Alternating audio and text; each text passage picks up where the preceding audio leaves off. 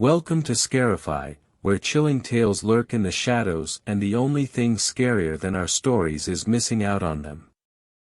Subscribe now to join the Scarify family and embrace the thrill of the unknown. The House at the End of the Road. The wind howled through the trees as I stood at the end of a desolate road, staring at the house that loomed before me. It was a dilapidated mansion, its windows shattered and its walls covered in ivy.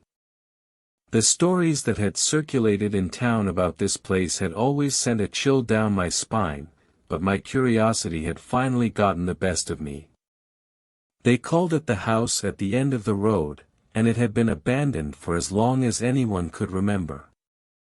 Some said it was cursed, while others believed it was haunted by restless spirits. But on this moonless night, I was determined to uncover the truth. I took a hesitant step forward, the gravel crunching beneath my shoes. The air was heavy with a palpable sense of foreboding, and I could feel a cold sweat forming on the back of my neck. The front door of the mansion creaked open as if beckoning me inside. It was a sound that sent a shiver down my spine, but I couldn't turn back now. With each step I took, the darkness seemed to close in around me, and the only sound was the pounding of my heart. As I entered the house, a musty odor filled my nostrils, a combination of decay and neglect. The interior was just as decrepit as the exterior, with furniture covered in tattered sheets and cobwebs stretching across the ceilings. I had heard that the previous owners had vanished without a trace, leaving all their belongings behind. The thought of what might have happened to them sent a shudder through me. I made my way through the ground floor, each room filled with a sense of desolation. It was as if the very walls held the memories of all who had suffered within these walls. As I climbed the creaking staircase to the second floor, I couldn't shake the feeling that I was being watched. The air grew even colder, and I could see my breath in the dim light of my flashlight. I entered one of the bedrooms, and there, in the corner, I saw it, a shadowy figure, its eyes gleaming with an otherworldly light. My heart stopped, and I could feel the blood drain from my face. I stumbled backward, my heart pounding in my chest. But when I shone my flashlight on the spot where the figure had been, there was nothing there. It was as if it had vanished into thin air. Doubt began to creep into my mind. Maybe it had all been my imagination, a trick of the light in this decrepit old house. But deep down, I knew that something was not right. I continued to explore the house, my footsteps echoing through the empty rooms. The sense of unease grew with each passing moment, and I couldn't help but wonder what secrets this place held. As I made my way to the basement, I felt a sudden drop in temperature. It was as if I had entered a different world altogether. The air was thick with a sense of malevolence, and I could hear faint whispers on the wind. The basement was unlike anything I had seen before. It was a labyrinth of narrow corridors and small, dimly lit rooms. The walls were covered in strange symbols and markings, and the air was heavy with the scent of decay. I had heard rumors that this was where the previous owners had conducted bizarre and sinister rituals. The thought of what might have taken place down here sent a shiver down my spine. I cautiously entered one of the rooms, and there, in the center, I saw it, an old, weathered book bound in cracked leather. It was the journal of the previous owner, a man named Samuel Blackwood. I flipped through the pages, my heart racing as I read about Samuel's descent into madness. He wrote of voices that whispered in the dark, of shadowy figures that stalked the halls of the house. According to his journal, Samuel had become obsessed with uncovering the secrets of the house at the end of the road. He had conducted experiments and rituals in an attempt to communicate with the spirits that haunted the place. But as the days turned into weeks, his entries became more erratic and nonsensical. He wrote of seeing things that could not possibly exist, of being tormented by nightmares that drove him to the brink of insanity. And then, in the final entry, Samuel had written a single word: run. I felt a chill run down my spine as I closed the journal. What had driven Samuel to such madness? What had he seen in this house that had terrified him to the point of fleeing for his life? I knew I had to get out of there, that I couldn't stay in this place a moment longer. But as I turned to leave the room, I heard it, the sound of footsteps echoing in the corridor outside. My heart pounded in my chest as I slowly made my way to the door. The footsteps grew louder, closer, and I could feel a presence drawing near. With a trembling hand, I reached for the doorknob and pulled it open. And there, standing in the hallway, was the shadowy figure I had seen earlier. Its eyes bore into mine, and I could feel a malevolent presence emanating from it. It was as if the very air had grown heavy with darkness. I turned and ran, my footsteps echoing through the corridors as I fled the house. The figure pursued me, its whispers filling the air as it drew closer. I burst through the front door and stumbled out into the night. The wind howled through the trees, and the house seemed to loom even larger in the darkness. I didn't stop running until I had reached the end of the road, gasping for breath. I glanced back at the house, and there, in one of the broken windows, I saw it, the shadowy figure, its eyes fixed on me with a malevolent gleam. I knew then that I had narrowly escaped whatever darkness dwelled within that house. It was a place of nightmares, a place where the very walls held the memories of all who had suffered there.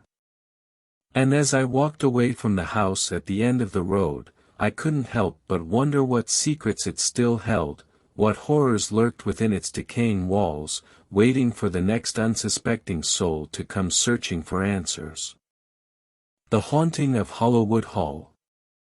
The old Hollowwood Hall had always been a place of dread in our town. A massive, looming mansion, it stood atop a hill, shrouded in an eternal mist. It was the kind of place that children dared each other to approach but never ventured close to themselves. As the days grew shorter and the nights colder, the tales of the hall grew darker. They whispered of a malevolent spirit that dwelled within, a vengeful entity that had tormented generations of its owners. It was said that the ghost was the spirit of Lady Evelyn Hollowwood, a woman who had met a tragic end within the mansion's walls. Her death had been surrounded by rumors of betrayal and foul play, and it was said that her restless spirit still sought revenge on those who had wronged her. I, being a curious soul with a penchant for the macabre, could not resist the allure of the Hollowwood Hall. The stories had always fascinated me, and I had spent countless hours researching the mansion's history. One gloomy autumn day, as the leaves fell like tears from the trees, I decided to embark on a journey to the dreaded Hollowwood Hall. Armed with a flashlight, a camera, and a sense of trepidation, I set out for the hill that overlooked our town. The closer I came to the mansion, the more oppressive the atmosphere became. The air grew colder, and an eerie silence settled over the hill.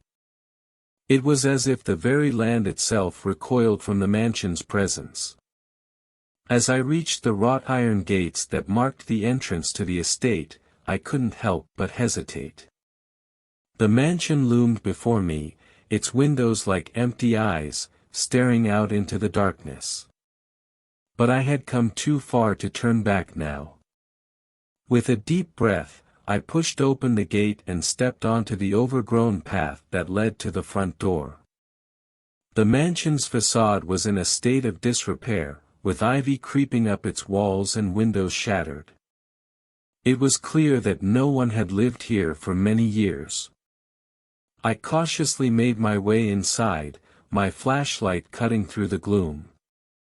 The air was thick with dust, and the only sound was the creaking of the floorboards beneath my feet. The interior of Hollowwood Hall was a testament to its former grandeur. Ornate chandeliers hung from the ceilings, and faded tapestries adorned the walls.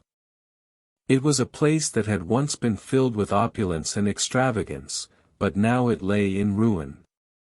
As I explored the mansion, I couldn't shake the feeling that I was not alone.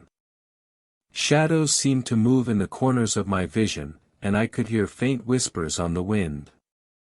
It was as if the very walls themselves held the memories of all that had transpired within. I ventured further into the mansion, drawn deeper into its dark history. The stories of Lady Evelyn Hollowwood became more vivid in my mind, and I began to feel a sense of empathy for the tragic figure. I reached a grand ballroom, its windows long since shattered, and the moonlight filtered through the tattered curtains. In the center of the room, I saw a grand piano, its keys covered in a thin layer of dust. Without thinking, I approached the piano and ran my fingers across the keys.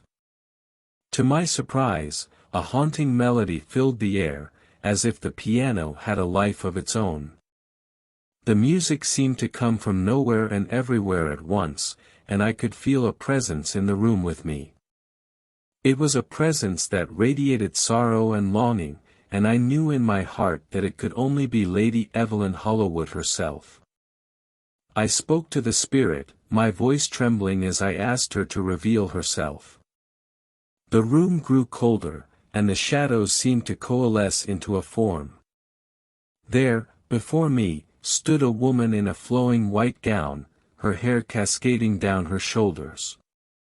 Her eyes were filled with a profound sadness, and I could see the pain etched into her features. She introduced herself as Lady Evelyn Hollowwood, and her story poured forth like a torrent. She had been a woman of great beauty and charm, married to a man who had been the envy of all. But as the years passed, her husband had grown distant, consumed by his own ambitions and greed. He had conspired to have her declared insane, locking her away within the mansion's walls. Lady Evelyn had languished in solitude, her only solace the music she played on the grand piano. It was a music filled with the depths of her despair and the rage that burned within her. She told me of the night she had died, poisoned by her husband's hand. It had been a night of betrayal and treachery, and her spirit had been trapped within the mansion ever since.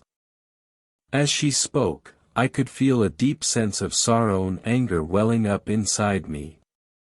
It was a feeling of injustice, a desire to see Lady Evelyn's tormentor brought to justice. With Lady Evelyn's guidance, I began to investigate the mansion's hidden corners, searching for clues that would reveal the truth of her death. It was a journey that would take me deeper into the mansion's dark history and closer to the malevolent force that had kept her spirit trapped for so long. As I delved further into the mansion's secrets, I began to experience strange and unsettling phenomena. Objects moved on their own, and whispers echoed through the corridors. I knew that Lady Evelyn's husband was still a presence in the mansion, his malevolent spirit seeking to protect the secrets of his crimes. But I was determined to uncover the truth and bring him to justice. With Lady Evelyn's guidance, I uncovered a hidden chamber beneath the mansion, a chamber filled with evidence of her husband's crimes. It was a chamber of horrors, a place where unspeakable acts had taken place. As I gathered the evidence, I could feel a malevolent force closing in around me. The air grew colder, and the shadows seemed to come alive, twisting and writhing like specters. But I couldn't stop now. I had come too far, and I knew that the only way to free Lady Evelyn's spirit was to confront her husband and expose his crimes. With a sense of determination, I made my way to the mansion's attic, where Lady Evelyn told me her husband's spirit resided. The attic was a place of darkness and decay, its walls covered in strange symbols and markings.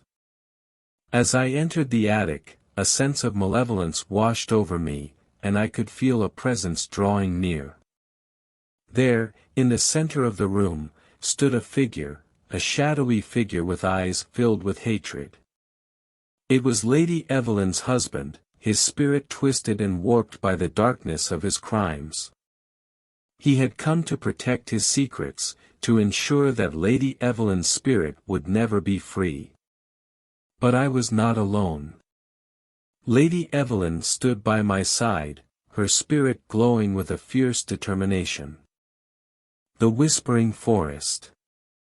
The forest had always been a place of beauty and mystery, its towering trees and dappled sunlight drawing people in with promises of adventure. But deep within the heart of the woods, there was a place that few dared to enter, the Whispering Grove. The grove was said to be cursed, a place where the trees themselves whispered secrets of the past and the future. It was said that those who ventured too close would be driven to madness by the voices that echoed through the trees. I, being a curious soul with a fascination for the unknown, had always been drawn to the tales of the Whispering Grove. The stories had been passed down through generations, each one more chilling than the last. One fateful autumn day, as the leaves rustled beneath my feet, I made my way to the edge of the forest. Armed with a backpack filled with supplies and a sense of trepidation, I stepped beneath the canopy of ancient trees. The air in the forest was thick with a sense of foreboding, and I could hear the distant murmur of the wind. The path I followed grew narrower and less distinct, as if it were leading me deeper into the heart of the woods. The closer I came to the Whispering Grove, the colder the air became, and the more oppressive the atmosphere. The sunlight grew dim, filtered through the dense canopy above. As I entered the grove, I felt a shiver run down my spine. The trees stood close together, their branches intertwined as if they were sharing secrets. It was as if the very air was alive with a malevolent energy. I cautiously made my way further into the grove, my senses on high alert. The whispers grew louder, filling the air with an eerie, unintelligible murmur. I tried to block out the voices, to focus on my surroundings, but it was impossible. The voices seemed to be coming from all around me, as if the very trees themselves were speaking. I reached out to touch one of the trees, and as my fingers brushed its rough bark, I felt a surge of energy. It was as if the tree was trying to communicate with me, to share its secrets. As I listened to the whispers, I began to piece together fragments of stories of lost loves, of ancient curses, of forgotten tragedies. It was as if the very essence of the grove held the memories of all who had passed through. But as I delved deeper into the grove, the voices grew darker, more sinister. They spoke of death and despair, of a malevolent force that dwelled within the grove itself. I knew then that I had ventured too far, that I was in the grip of a force that I could not control. But it was too late to turn back now. The grove had me in its clutches, and there was no escape. I continued to follow the whispers, deeper and deeper into the heart of the grove. The air grew colder, and the shadows seemed to come alive, twisting and writhing like specters. I reached a clearing in the grove, and there, in the center, I saw it, a massive, gnarled tree, its branches reaching out like skeletal fingers.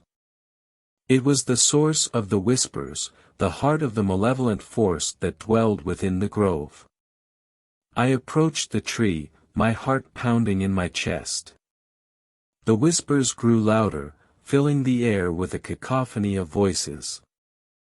I could feel a presence drawing near, a presence that radiated darkness and despair. And then, before my eyes, the tree began to move. Its branches reached out for me, wrapping around me like a vice. I tried to scream, but no sound came out. The tree's branches tightened their grip, squeezing the life out of me. I could feel its malevolent energy coursing through me, filling me with a sense of dread and despair. I struggled to break free, to escape the clutches of the tree, but it was no use. The darkness closed in around me, and I could feel myself slipping away, becoming one with the malevolent force that dwelled within the Whispering Grove. And then, as suddenly as it had begun, it was over. I found myself standing at the edge of the grove, the voices fading into the distance. I was shaken, disoriented, but I was alive. I knew then that I had been granted a second chance, that I had escaped the malevolent force of the Whispering Grove. But the memories of that dark place would haunt me forever, a reminder of the dangers that lurked within the heart of the forest. As I made my way back to the edge of the woods, I couldn't help but wonder what had drawn me to the Whispering Grove in the first place. What had compelled me to venture into a place so steeped in darkness and despair? I knew that I would never have the answers, that the secrets of the Whispering Grove would remain shrouded in mystery. But one thing was certain, I had come face to face with a force beyond my understanding, a force that would forever change the way I looked at the world around me.